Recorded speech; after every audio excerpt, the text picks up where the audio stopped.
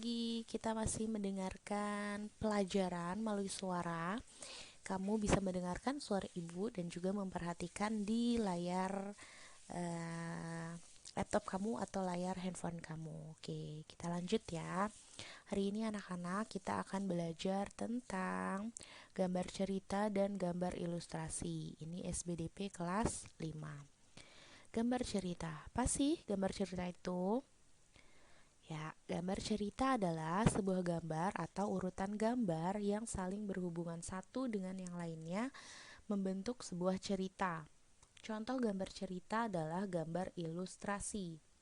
Ragam gambar ilustrasi itu ada cerita bergambar, komik, pamflet, cover, kartun, dan karikatur. Fungsi gambar ilustrasi untuk memperjelas, memperkuat, memperindah, memperkaya, atau menerangkan sebuah cerita. Dengan menggunakan gambar ilustrasi, cerita tersebut akan lebih mudah untuk dipahami. Langkah membuat gambar ilustrasi.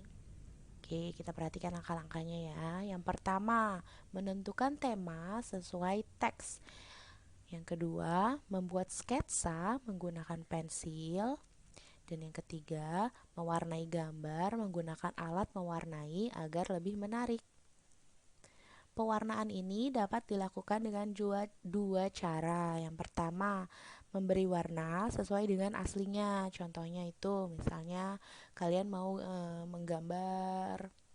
mewarnai sebuah pohon. Biasanya kalau sebuah pohon itu ada batangnya, ada daunnya, rantingan. Nah, kalian batangnya itu mau diwarnai dengan coklat, daunnya itu mau diwarnai dengan hijau. Nah, itu sesuai dengan aslinya.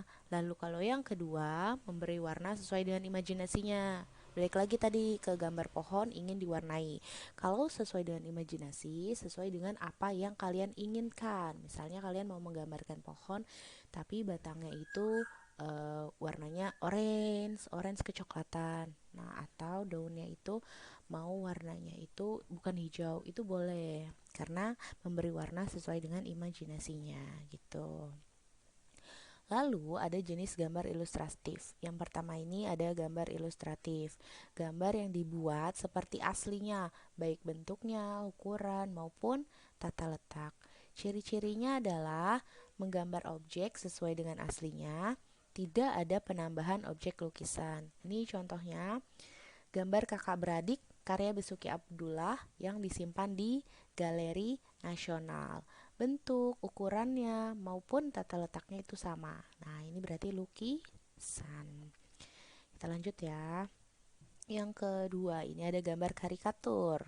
Nah, ini gambar karikatur ini biasanya gambar yang dilebih-lebihkan. Dalam gambar karikatur ada perubahan bentuk pada setiap karakternya. Bentuknya sering kali terlihat unik dan lucu. Bisa kalian lihat di sini ya. Ini kepalanya besar tapi badannya kecil. Nah, ini ada perubahan dari bentuk. Terlihat unik dan lucu. Selanjutnya ada kartun. Kartun adalah gambar yang mengandung humor. Kartun terlihat lucu dan mengundang tawa. Tokoh kartun sangat bervariasi, bisa berupa tumbuhan, hewan, atau manusia. Nah, ini contoh-contoh gambarnya.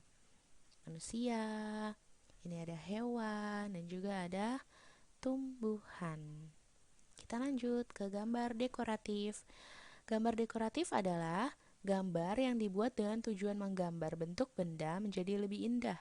Gambar dekoratif banyak dijumpai pada kain batik dan relief. Ini contohnya pada kain batik. Kalau relief itu berupa dinding yang dipahat atau diukir gitu ya anak-anak. Selanjutnya, contoh gambar cerita organ gerak hewan. Nah, ini gambar cerita organ hewan ada di buku tema kalian di paling depan. Ada Pak Rudi yang mengajak Edo ke kandang kelinci miliknya. Lalu nanti kalian bisa baca sendiri ya. Oke, kita lanjut ya anak-anak. Oke, ini gambar cerita pada cover. Tulisan dan gambar yang terdapat di halaman terdepan pada sebuah buku disebut dengan cover. Cover atau sampul buku merupakan gambaran dari keseluruhan isi buku. Jadi, cover adalah bagian terluar dari sebuah buku yang terdiri dari 3 sisi, yaitu sisi depan, belakang, dan punggung cover. Cover buku terdiri dari beberapa unsur-unsur ya anak-anak.